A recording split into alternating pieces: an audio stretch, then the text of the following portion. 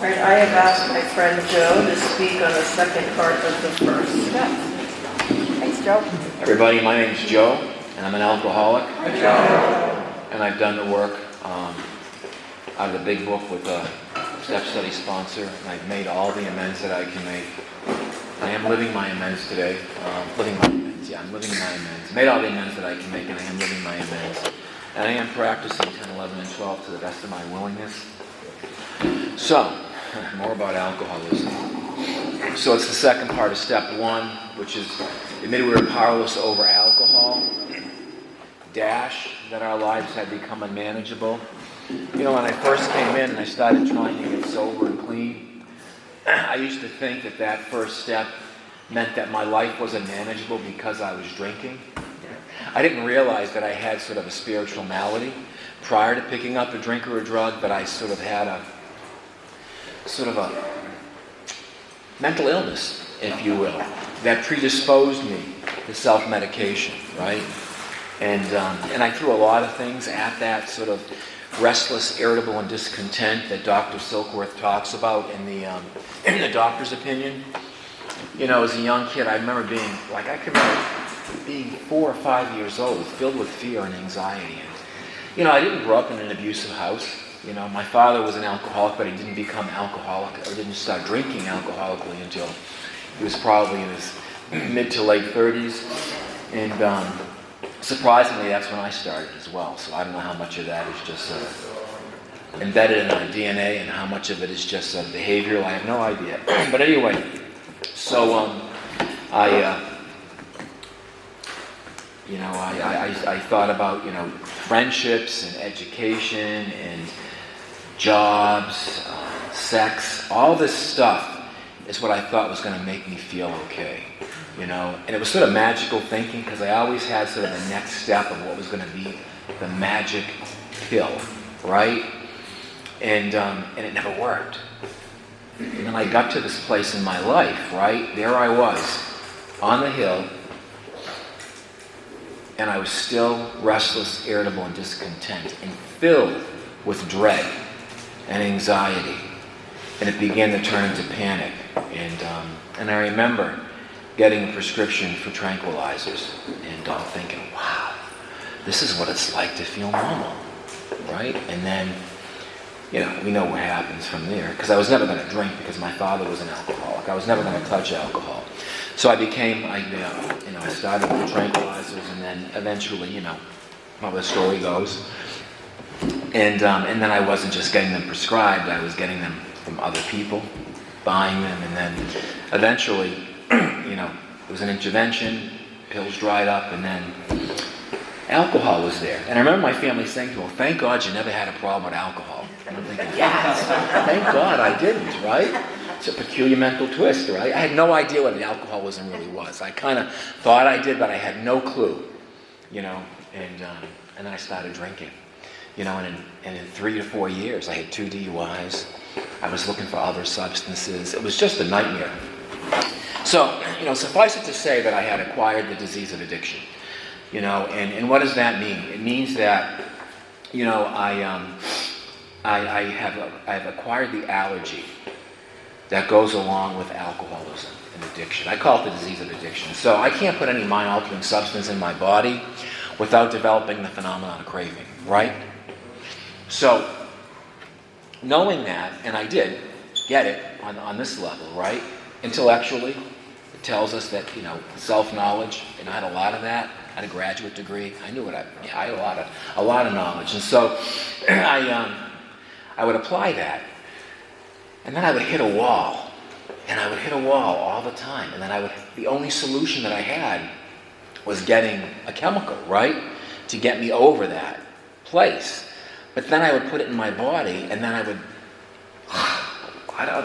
be baffled. Like, why am I here again, right? The phenomenon of craving. So, you know, the second part of step one talks really about the mental illness. It really talks about, it's sort of a prelude into the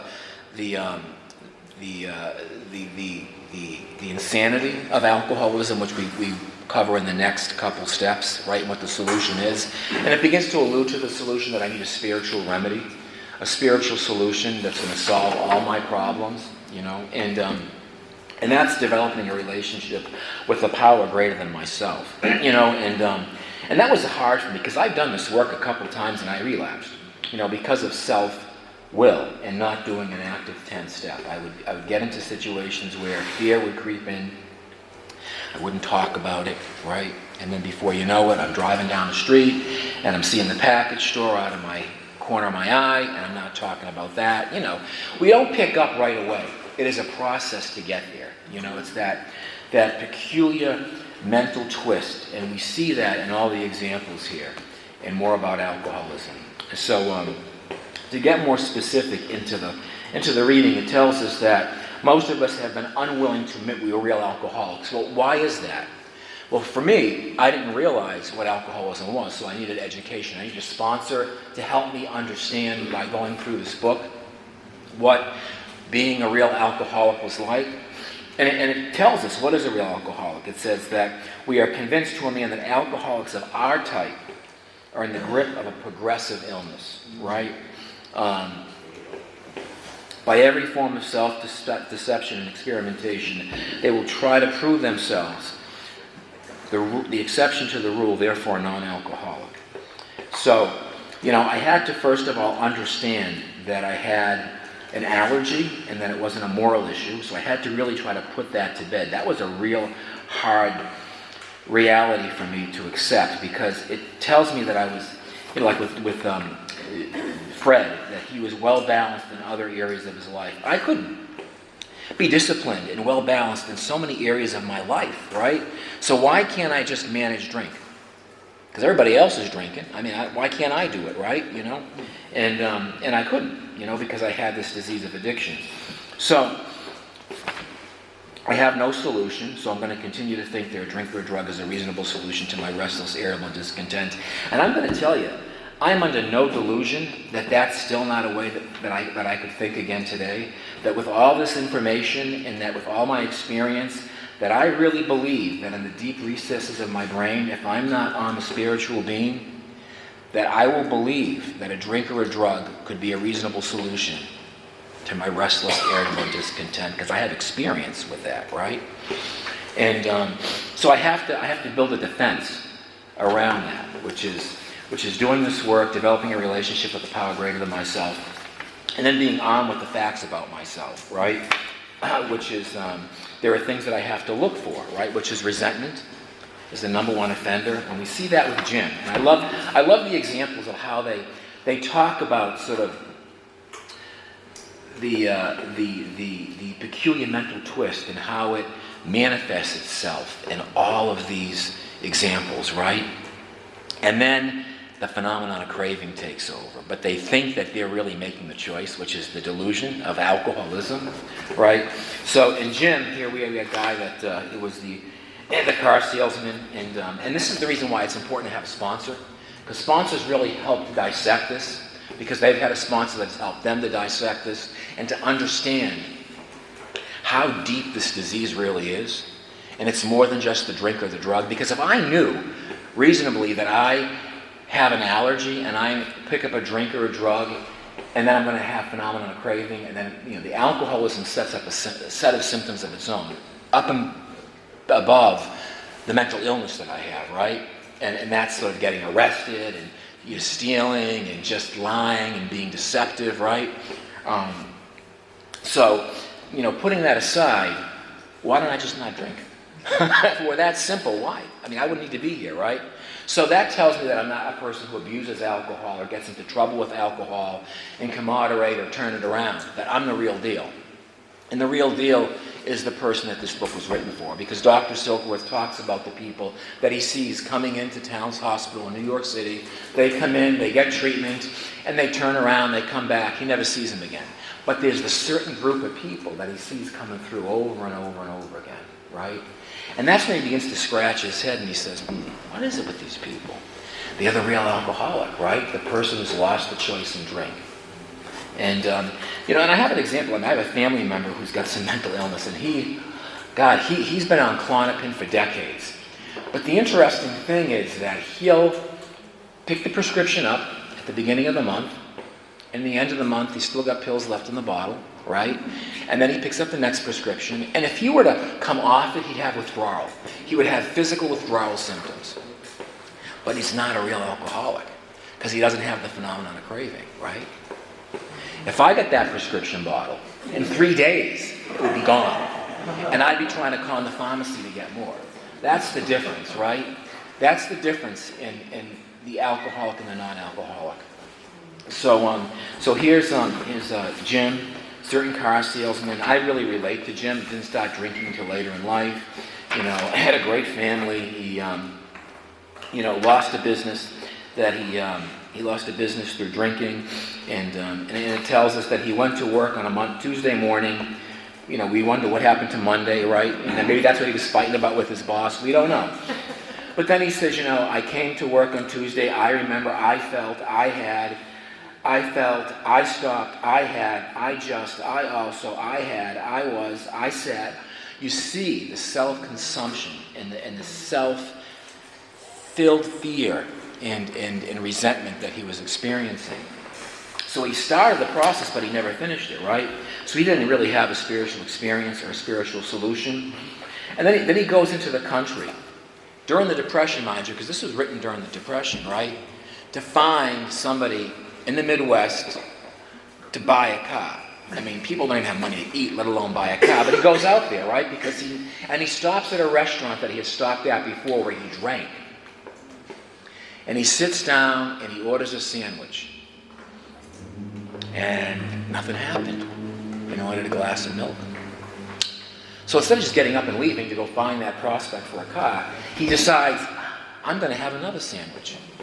And I'm going to order another glass of milk. So he decides to have 2 lunches, right? So what's going on here, right? When you really think about it, see, this is how subtle the peculiar mental twist is. And I can relate to that. The lies that we tell ourselves, right? If we're not armed with the facts about ourselves, right? And then he decides, well, geez, nothing happened. So, maybe, just maybe, I'll put an ounce of whiskey in the next glass of milk that I have, And that's what he does. And he says, so suddenly the thought crossed my mind that if I were to put an ounce of whiskey in my milk, it couldn't hurt me in a full stomach. It's just suddenly. I put not so suddenly, right? Because we see what's going on up to that point, right? But this is our thinking, right? I ordered a whiskey and poured it into milk. He vaguely sensed he was not being any too smart, but felt reassured as he was taking the whiskey in a full stomach. Does that sound familiar? The experiment went so well that he ordered another.